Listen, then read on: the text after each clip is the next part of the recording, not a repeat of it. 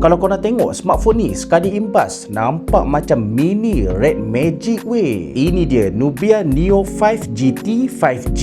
Yang menariknya dia memang ambil banyak DNA daripada Red Magic sendiri. First kali dia ada cooling system yang inspired daripada Red Magic. Dia guna True Flow Dark Design, so dia punya airflow lebih proper untuk gaming lama. Maksudnya bila main game yang berat, dia punya suhu lebih terkawal dan tak cepat throttle. Lepas tu yang ni gamer confirm suka sebab dia ada shoulder trigger dekat bahagian tepi ni. Touch sampling dia memang laju gila sesuai untuk game FPS ataupun game racing. Dan dia ada 3049Hz instant touch rate, maksudnya kalau korang tekan je dia terus respon tanpa ada delay yang pelik-pelik. Yang bagusnya dia punya trigger masih responsif tau, walaupun korang punya tangan basah ataupun berpeluh sebab dia ada Magic Touch 3.0.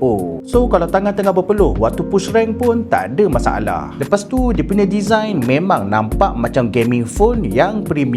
Flat design, tak ada kamera bump yang besar terjojol dekat belakang ni. Dia memang ikut design filosofi Red Magic 11 Pro. Bila pegang pun rasa selesa je sebab dia ada bucu yang rounded. Dia punya display pun cantik. Dekat sini ada 6.8 inci OLED 1.5K resolution dengan refresh rate yang boleh pergi sampai 144Hz. Kalau nak scrolling tu memang smooth gila. Brightness dia sampai 4500 nits, so bawah matahari pun masih terang. Untuk performance, dia pakai MediaTek Dimensity 7400 octa-core dan dia pakai MyOS 16 based on Android version 16. Storage pun besar, ada pilihan sampai 512GB.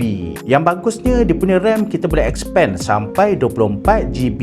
Bateri dia pun memang besar tau. Dekat sini ada 6210 mAh dan ada charging speed yang laju. Dia support fast charging sampai 80W.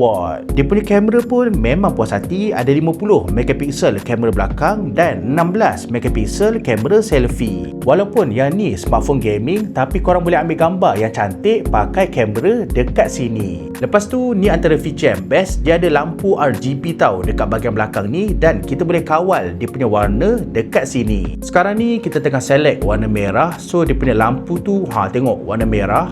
Lepas tu kalau kita tukar warna hijau, dia akan jadi warna hijau dekat belakang ni. Kalau korang peminat Red Magic tapi tak ada bajet yang besar, boleh try Nubia Neo 5 GT.